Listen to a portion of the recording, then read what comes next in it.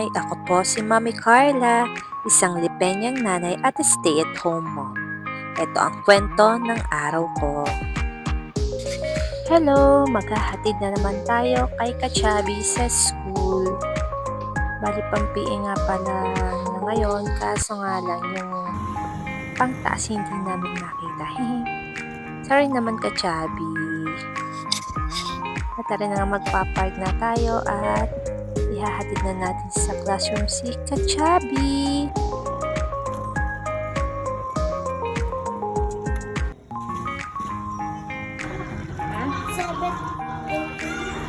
Ano sabi? Silip mo na. Pag-uwi nga natin ay tulog pa rin si Baby Jenny. Ayan po siya, sarap tulog. Yapos pa ang kumot. Kagigil ka, Baby Jenny.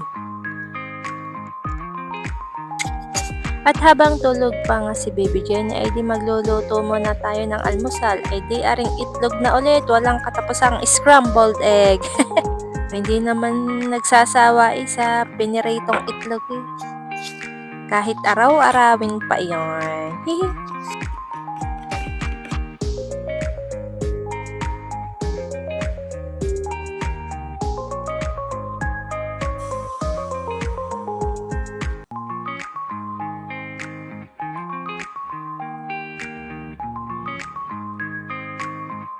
At ayan, luto na ang ating piniritong egg, scrambled egg.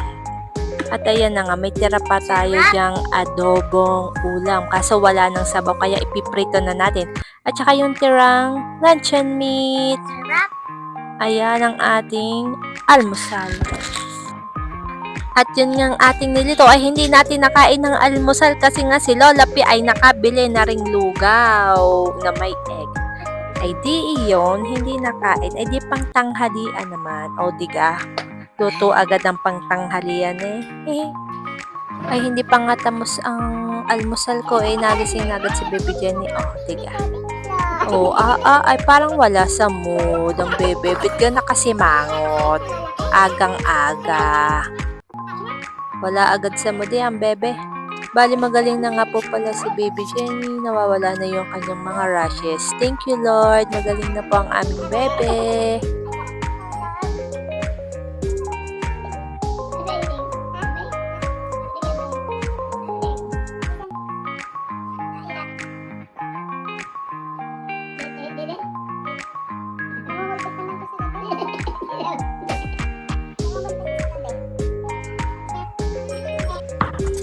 At aray nga, kinukulit naman ni Ate Jana, may kasabihan nga, bumati ka na sa lasing, wag lang sa bagong gising. Ay di iyan, sige, panay ang hampas ni Baby Jenny, kasuplan na din nga naman ngayon eh. Nataray na din ang Baby Jenny na iyan, pag ayaw din eh, nanghahampas pa,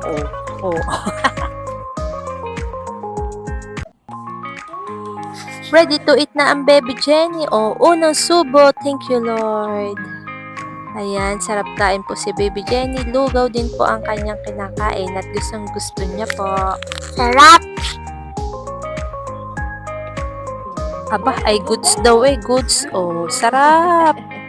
Enjoy eating, bebe!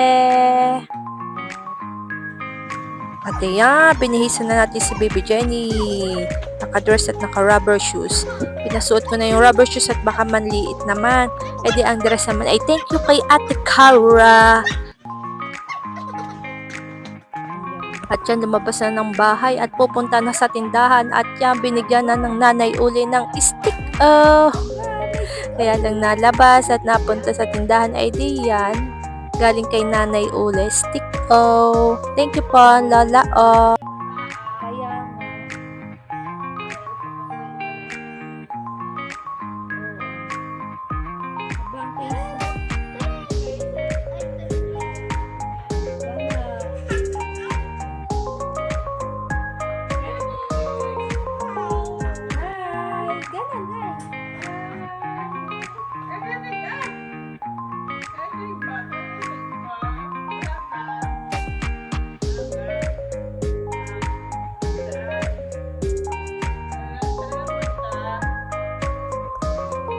Jenny, pengi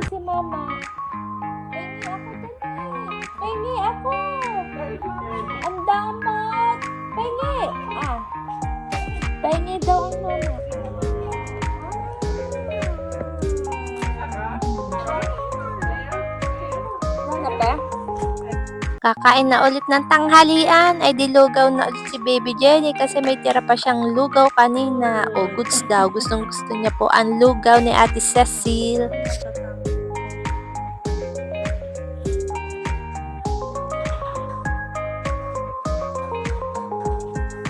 Si Kachabe naman ang kakain. E di yan ang kanyang pritong egg na paborito. At saka luncheon meat ang kanyang ulam. O, unang subo ni Chubby, thank you Lord. Siya, kain muna ikaw Kachabe.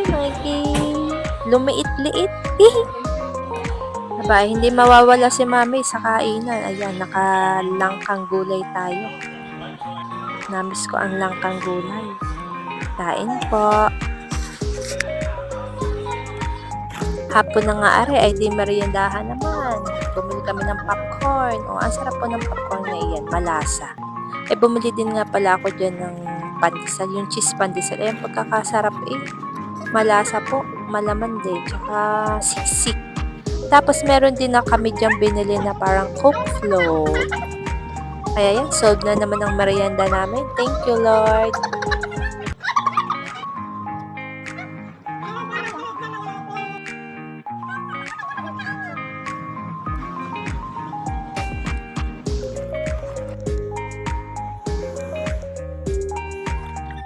Meron tayong kalabasa dahil may gagawin tayong luto dyan at pang-uulamin natin ngayong hapunan. Bali, gagawa tayo ng okoy. Titingnan natin kung makakagawa tayo ng maayos. Yee! At ayan, binabalatan na natin ng ating kalabasa.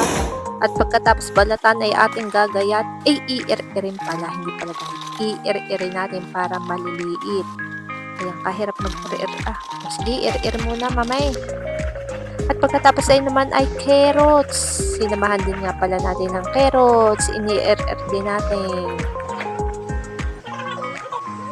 Tawan! Yan ang ating inir-ir na kalabasa at carrots. Yan, hinalo-hato lang natin. Tapos, tatakalin natin ng 1 cup ng gulay na kalabasa at carrots. Tapos, nilagyan natin ng sibuyas. Tapos, lalagyan natin ng itlog. Titimplahan natin ng harina. 3 tablespoon ng harina. Tapos asin. Tapos paminta. Tapos imi-mix lang natin yan hanggang maghalo-halo lahat ng ingredients.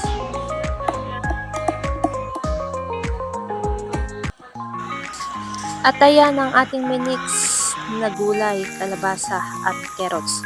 At yan, ipiniprito na natin. Tingnan natin mamaya kung anong mangyayari.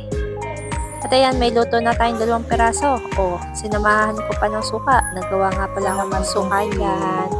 Para masarap ang sausawan. O, tara, kain na. Titimusan na natin ng ating okoy na gulay. At yan si Chabe, unang subo. Thank you, Lord. Sarap na sarap si Chubby dyan. Sabi niya, Mami, ayos ang iyong luto O, at dinaulam din namin ng hapunan.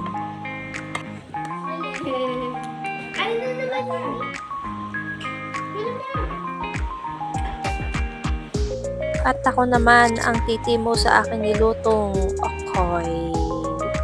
Aba, paubos na nung nabidyohan. Hindi pala nakalimutan i-on ang video. O, sige, lagay ng suka, tapos yung okoy, kanin, o subo. Thank you, Lord. At nabusog po kami, solve po ang aming maghapon. Ay siya, bukas po ulit. Thank you for watching.